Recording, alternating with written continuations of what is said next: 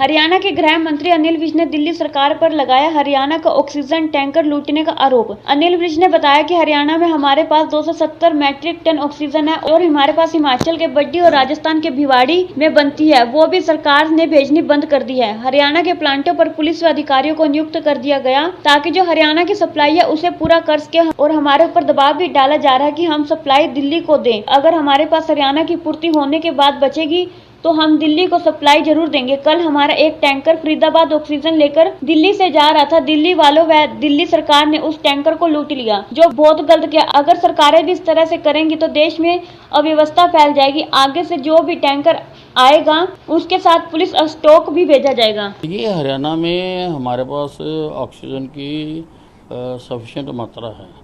270 metric ton Haryana में जो oxygen वो बनती है।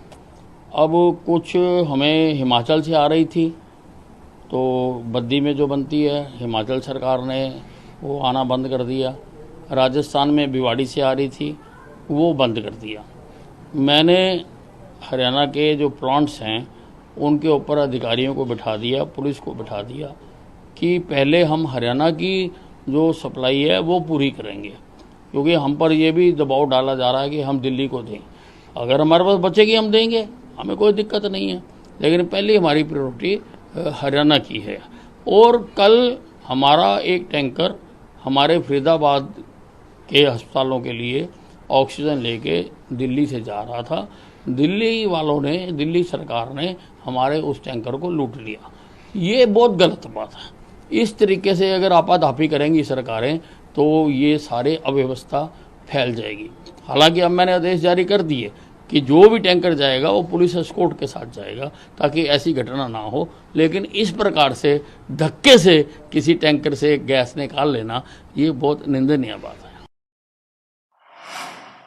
महम विधायक बलराज कुंडू ने लाखन माजरा अनाज मंडी का दौरा कर वहां के हालातों का जायजा लिया। विधायक बलराज कुंडू ने कहा कि यहाँ अनाज मंडी का प्लेटफार्म का 1 एकड़ है, जो मात्र 2 आड़तियों के साथ अनाज के लिए ही पर्याप्त हो पाता है। बाकी आड़तियों को अनाज आसपास की जगह पर डालना पड़ता है, जिससे अनाज में धूल मिट्टी चली जाती है। अनाज मंडी का प्लेटफार्म बढ़ाने की मांग यहाँ कई वर्षों पुरानी है। बलराज कुंडू ने सरकार से अनाज मंडी के लिए प्लेटफार्म की उचित व्यवस्था जल्द से जल्द किए जाने की मांग की है। इसके साथ ही सरकार को कहा कि जल्द से जल्द किसानों की फसल का उठाव करवाएं और सरकार से ये सुनिश्चित करने को कहा। कुंडू ने किसानों, आड़तियों और मंडी के काम पर कर रहे कामगारों को मास्क वितरण करते हुए कहा कि प्रतिदिन भयानक रूप ले रही है और किसानों को कहा कि कोरोना के बचाव के लिए बनाए गए सभी नियमों का पालन करें, अनुशासन से करें और विशेष तौर पर सोशल डिस्टेंस का पूरी तरह से ध्यान रखें।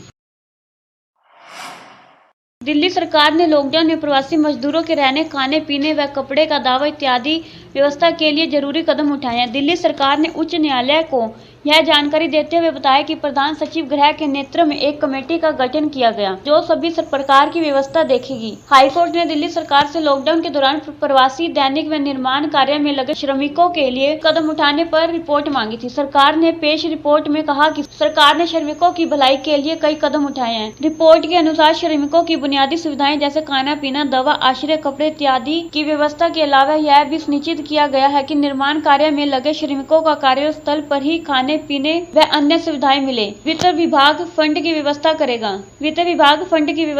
रिपोर्ट के अनुसार वर्ष 2020 में पंजीकृत श्रमिकों की संख्या करीब 55,000 थी और आज एक वर्ष में विशेष कैंप लगाकर पंजीकरण किया गया तो वर्तमान में 1,71,861 पंजीकृत श्रमिक हैं। वर्ष 2020 में श्रमिकों को 2 बार में 5-5 हजार रुपए की सहायता प्रदान की गई और 20 अप्रैल 2021 में फिर से 5 हजार रुपए की आर्थिक सहायता प्रदान की जाएगी। इसके अलावा निर्णय किया गया कि स्कूलों में प्रदान मिड डे मील उपयोग श्रमिकों को खाने के रूप में किया जाए और प्रधान सचिव गृह भूपेंद्र सिंह भल्ला को इसका चेयरमैन बनाया गया और राज्य के नोडल अधिकारी रहेंगे। वहीं दिल्ली पुलिस के विशेष आयुक्त राजेश खुराना दिल्ली पुलिस की ओर से नोडल अधिकारी होंगे। कमेटी में आयुक्त, श्रम सदस्य, सचिव, प्रधान सचिव, श्रम सदस्य, शिक्षा निदेशक सदस्य, विशेष सचिव, वित्त सदस्य, रेवेन्यू उप सचिव सदस्य आदि शामिल हैं।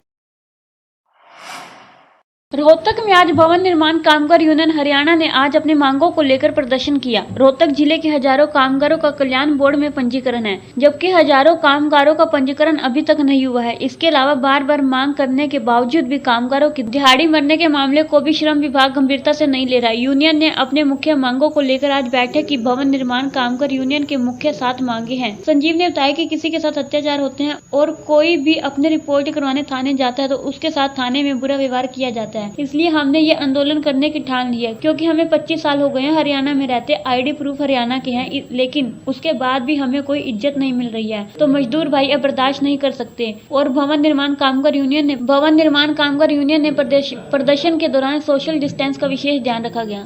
ये एक्चुअली क्या है कि किसी मजदूर के साथ कुछ अत्याचार होता है या किसी प्रवासी के साथ होता है तो थाना में जब जाते हैं ना तो बहुत मतलब भाषा ऐसा इस्तेमाल करता है जैसे लग रहा है कि हम पाकिस्तान से या चाइना से आए ना, हम हिंदुस्तान के रहने वाले नहीं हैं। थाने में जाते हैं ऐसे धुतकारता है जैसे कुत्ते के भगाते हैं ना, घर में कोई सब कुत्ता घुस भगाया जाता, उस तरीक़ा से मेरे साथ व्यवहार तकरीबन हर एक थाने में से हो रहा है। इसलिए हम लोग मतलब इस पर आंदोलन करने के ठान लिए कि भाई ये बहुत अंत हो चुका है, क्योंकि हम हिंदुस्तान के रहने वाले हैं। 25 साल हो गया हरियाणा में रहते हुए। आधार कार्ड, वोटर कार्ड सब कुछ यहाँ के है, ड्राइविंग लाइसेंस तक यहाँ के है। उसके बावजूद इस तरीक़ा से धुतकारा जाएगा तो कैसे बर्दाश्त किया जाएगा। मजदूर के साथ जो ये हो रहा है ये हमें बर्दाश्त से फालतू हो रहा है।